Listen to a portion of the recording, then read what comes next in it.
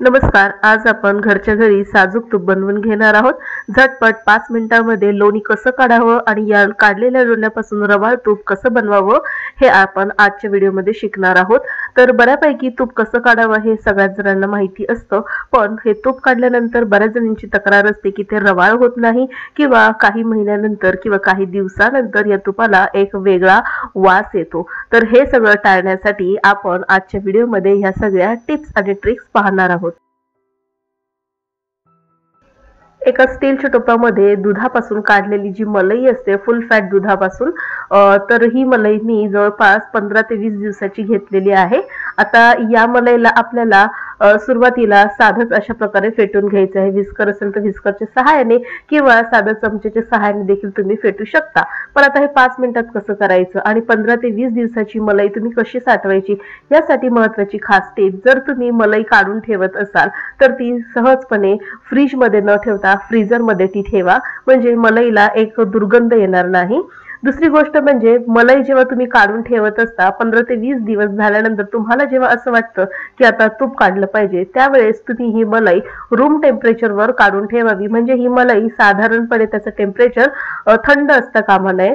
तर अशा प्रकारे ही मलाई मी काढून घेतलेली आहे आणि सहजपणे आपण 5 मिनिटांसाठी व्हिस्करने अशा प्रकारे आपल्याला मिक्स करून घ्यायचं आहे. बऱ्यापैकी मलाई साठली होती, त्यामुळे या मलाईला मी सकाळी 11 वाजता बाहेर काढून ठेवलं आणि जवळपास 2 तासाने ही मलाई मी फेटून घेतलेली आहे. या मलाईमध्ये मी कुठेही विरजनचा वापर केलेला नाही, तरी देखील या मलाईपासून मस्त रवाळ असं सुगंधित तूप तयार होतं. तर ते तुम्ही आता पाहूच शकाल. तर आता बघा, यामध्ये मी कुठलंही थंड पाणी घातलेलं नाही किंवा बर्फ देखील घातलेला नाही, कारण की मलाई ही आपली फ्रीझरमध्ये ठेवलेली होती आणि रूम टेम्परेचर आणल्यानंतर लगेच आपल्याला असं फेटून म्हणजे लगेचच यापासून लोणी सेपरेट व्हायला सुरुवात होते. आणि ज्यावेळेस तुम्हाला असं वाटतं की आता लोणी हे सेपरेट होत आहे, त्यावेळेस तुम्ही साधं पाणी जे आहे ते पाणी तुम्ही यामध्ये घालू शकता. आता इथे थंड पाण्याचा देखील मी वापर केलेला नाही, साध्याच पाण्याचा वापर केलेला आहे. आणि पुन्हा एकदा ही मलाई मी व्यवस्थित फेटून घेते. पाणी आपण यामध्ये यासाठी घातलं की मलाई पटापट या दुधापासून सेपरेट व्हावी. तर आता बघा, अगदी 2 ते 3 मिनिटांमध्ये फेटून झाल्यानंतर हे जे बटर आहे किंवा लोणी आहे हे दुधापासून वेगळं झालेलं आहे. आता याला आपण हाताच्या सहाय्याने किंवा जाळीच्या चमच्याच्या सहाय्याने याला वेगळं करून घेणार आहोत. आता हे आपण एका भांड्यामध्ये काढून घेऊया. तर इथे लोणी काढताना आपल्याला जवळपास 2 भांड्याचा वापर करू शकता तुम्ही इथे. तर आता मी ज्या भांड्यामध्ये या लोण्याला कढवणार आहे तेच भांडं मी इथे घेतलेलं आहे. तर नॉनस्टिक भांड्याचा मी इथे वापर केलेला आहे. तुम्हाला आवडत असेल त्या भांड्याचा तुम्ही इथे वापर करू शकता. तर आता हे जे लोणी आहे याला आपण एका जाळीच्या चमच्याने अशा प्रकारे सेपरेट करून घेणार आहोत. लोणी सेपरेट करत असताना हे बघा, खाली टोपामध्ये बरंच आपल्याला दूध शिल्लक राहिलेलं दिसत आहे. तर या दुधाचं करायचं काय, एक तर तुम्ही या दुधामध्ये विरजण घालून या दुधापासून मस्त घट्टसर दही लावू शकता किंवा ताक देखील यापासून तुम्ही विरजण घालून तयार करू शकता, किंवा या दुधामध्ये थोडंसं विनेगर घालून यापासून पनीर देखील बनवू शकता. तुम्हाला आवडत असेल तर यापासून तुम्ही हव्या त्या वस्तू या दुधापासून बनवू शकता. तुम्ही म्हणत असाल हे दूध खराब झालं असेल, 15 ते 20 दिवसाचं दूध आहे हे, तर नाही, दूध अजिबात खराब होत नाही. उलट या शिल्लक राहिलेल्या दुधाला पुन्हा उकळी आणून यापासून छान असं दही लावू शकता, पनीर बनवू शकता. त्याच प्रकारे खूप सारे प्रकार तुम्ही यापासून बनवू शकता. रसगुल्ला देखील बनवू शकता. तर आता हे बऱ्यापैकी आता लोणी मी सेपरेट करून घेतलेलं आहे. तर जवळपास 15 ते 20 दिवसाचं इतकं हे लोणी आहे. तर बघा, बऱ्यापैकी हे निघालेलं आहे. आणि आता हे लोणी काढत असताना आपल्याला ज्या भांड्यामध्ये आपण लोणी काढणार आहोत त्या भांड्यामध्ये आपल्याला पाणी घालून घ्यायचंय आणि यामध्येच आपल्याला हे लोणी घालून घ्यायचंय. आता हे जे लोणी आहे हे दुधापासून आपण सेपरेट केलेलं आहे, म्हणजे या लोण्यामध्ये थोडासा दुधाचा अर्क असणार आहे, अंश असणार आहे. त्यामुळे आपल्याला हे जे लोणी आहे हे 2 ते 3 पाण्याने स्वच्छ असं धुवून घ्यायचं आहे. असं केल्यामुळे काय होतं की या लोण्यामधलं सगळं दूध निघून जातं आणि लोणी कढत असताना जी खाली शिल्लक जी बेरी राहते ती बेरी शिल्लक राहण्याचं प्रमाण थोडंसं कमी होऊन जातं, जास्त बेरी निघत नाही. तर आता सगळं लोणी मी इथे काढून घेतलेलं आहे आणि आता या लोण्याला आपल्याला 2 पाण्याने धुवून घ्यायचं. तर इतकं दूध शिल्लक राहिलेलं आहे. आता मी या दुधापासून छान असं दही लावून ठेवणार आहे आणि मस्त हे दही आपण आता रोजच्या आहारामध्ये वापर करणार आहोत। तर इतकं दूध राहिलेलं आहे शिल्लक, तर जर आपण मोजलं तर जवळपास अर्धा लिटर इतकं हे दूध आपल्याला दिसत आहे।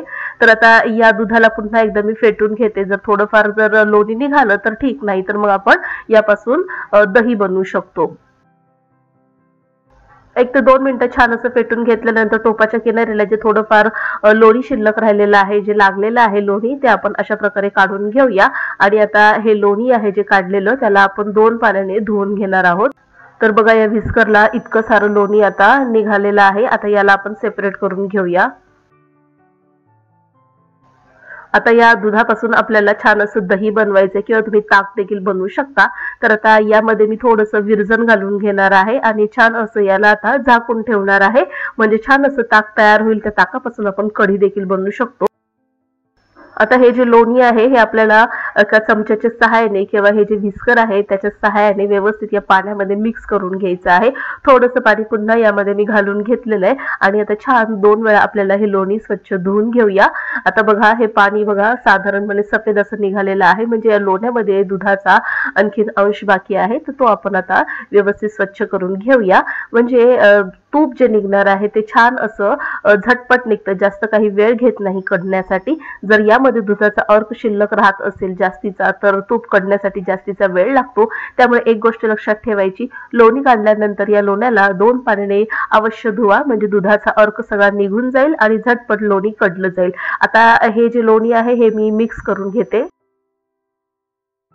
आता पाण्यात घातल्यामुळे हे काही लवकर मिक्स होत नाही, तर अशाच प्रकारे आपल्याला व्हिस्कर जवळपास या लोण्यामध्ये अशा प्रकारे फिरवून घ्यायचं आहे, म्हणजे जितकं दूध असेल ते पटापट वेगळं होईल। आता तुम्हाला एक गोष्ट लक्षात आली असेल की हे तूप कडवत असताना किंवा लोणी काढत असताना कुठेही मी इथे हाताचा वापर केलेला नाही। सगळं काम आपण चमच्याने आणि व्हिस्करच्या सहाय्यानेच करणार आहोत, त्यामुळे काय होतं तूप देखील स्वच्छ हाताने निघतं। तर आता अशा प्रकारे व्यवस्थित मी धुवून घेतलेलं आहे। पुन्हा एकदा धुवून घेणार आहोत आणि मगच आपण हे लोणी कडत ठेवणार आहोत। तर आता लोणी सगळं एकत्र करते आणि हे पाणी आपण काढून टाकून देऊया। 2 पाण्याने स्वच्छ धुवून घेतल्यानंतर इतकं लोणी आपल्याला दिसत आहे। आता हे लोणी आपण कढवण्यासाठी गॅसवर ठेवलेलं आहे। या व्हिस्करला देखील बऱ्यापैकी आता लोणी लागलेलं आहे। तर आता हे लोणी कसं सेपरेट करायचं, तर इथे देखील आपण कुठेही हाताचा वापर करणार नाही आहोत। गॅस इथे मी मध्यम आचेवर ठेवलेला आहे आणि आता लोणी पटापट आता वितळत चाललेलं आहे। तर जशी ऊब या व्हिस्करला लागेल तसं हे जे व्हिस्करला लागलेलं लोणी आहे ते सगळं सेपरेट होऊन जाईल, निघून जाईल। पट असं हे लोणी निघत चाललेलं आहे आणि 1च मिनिटामध्ये आता हे लोणी सगळं निघालेलं आहे आणि व्हिस्कर स्वच्छ दिसत आहे। तर ज्या चमच्याने आपण लोणी काढलं होतं त्याला देखील बऱ्यापैकी लोणी लागलेलं आहे। तर या चमच्याला देखील आपण या लोण्यामध्ये बुडवून घेणार आहोत आणि हा चमचा देखील अशाच प्रकारे स्वच्छ करून घेऊया। तर बघा चमच्याला लागलेलं सगळं लोणी आपण काढून घेतलेलं आहे आणि चमचा देखील आता स्वच्छ झालेले आहे। आता याला आपण स्वच्छ करण्यासाठी ठेवून देणार आहोत या चमच्याला। तर लोणी काढत असताना बरेच जण मिक्सरचा वापर करतात किंवा रवीचा वापर करतात, तर इथे आपण कुठेही मिक्सर रवीचा वापर न करता साध्या व्हिस्करने फक्त 5 मिनिटांसाठी आपण हे लोणी फेटून घेतलं होतं आणि मस्त हे लोणी आता काढून 2 पाण्याने स्वच्छ धुवून कडत ठेवलेलं आहे। खमंग सुवासिक तूप आणि रवाळ तूप तयार करण्यासाठी यामध्ये मी अर्धा चमचा हळदीचा वापर केलेला आहे आणि थोडंसं पाव चमचा इथे मी मिठाचा वापर केलेला आहे। त्याचबरोबर छान सुगंधित तूप राहण्यासाठी इथे मी तुळशीची पानं घालून घेतलेली आहेत आणि आता हे तूप आपल्याला मंद आचेवरती उकळून घ्यायचंय। जसं हे तूप उकळत जाईल तशी तशी तळाला बेरी चिकटत जाते आणि सगळ्यात महत्त्वाची गोष्ट, तूप काढत असताना जी बेरी साध्या भांड्यामध्ये जर तुम्ही काढत असाल तर ही बेरी तळाला चिकटली जाते आणि ते भांड स्वच्छ करण्यासाठी थोडंसं आपल्याला त्याला रगडून घासावं लागतं। तर नॉनस्टिक भांड्याचा जर तुम्ही वापर करत असाल तर सहजपणे ही बेरी साईडला निघते, कुठेही आपल्याला घासण्याची गरज लागत नाही। तर आता अशा प्रकारे हे सगळं मिक्स करून घेतलेलं आहे। काही मिनिटांनी आपण पाहणार आहोत।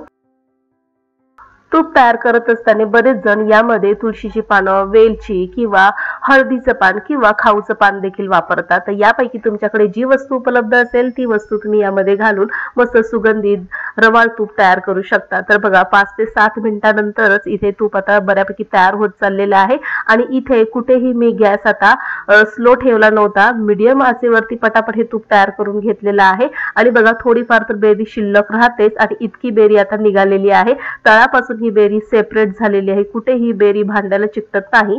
जर आपण नॉनस्टिकचा वापर केला तर आता बघा हे तूप आता बऱ्यापैकी तयार झालेलं आहे।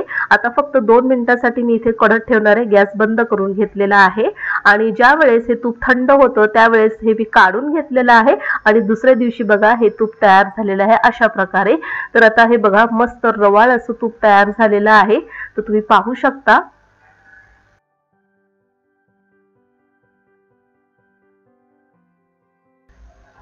तूप कढवल्यानंतर छान असं थंड होऊ द्यायचं आणि मस्त एका गाळणीने हे एका भांड्यामध्ये ओतून घ्यायचं आहे। तर इथे मी डब्यामध्ये ओतून घेतलं होतं, तूप गरम होतं त्यामुळे इथे मी आता दुसऱ्या दिवशी हा तुपाचा डब्बा तुम्हाला दाखवत आहे। इतकं तूप निघालेलं आहे, मस्त रवाळ असं हे तूप तयार झालेलं आहे। तर येणाऱ्या दिवाळीच्या सणाला आता याच तुपाचा आपण वापर करणार आहोत। मस्त खमंग सुगंधित रवाळ असं घरच्या घरचं साजूक तूप काहीच मिनिटांमध्ये आपण बनवून घेऊ शकतो। तर आता बघा हाताला देखील मस्त रवाळ असं लागत आहे। तर आजचा व्हिडिओ तुम्हाला आवडला असेल तर लाईक करा, शेअर करा, सबस्क्राइब करून बेल आयकॉन प्रेस करा। पुन्हा भेटूया नवीन एका इंटरेस्टिंग व्हिडिओ सहित। तोपर्यंत बाय।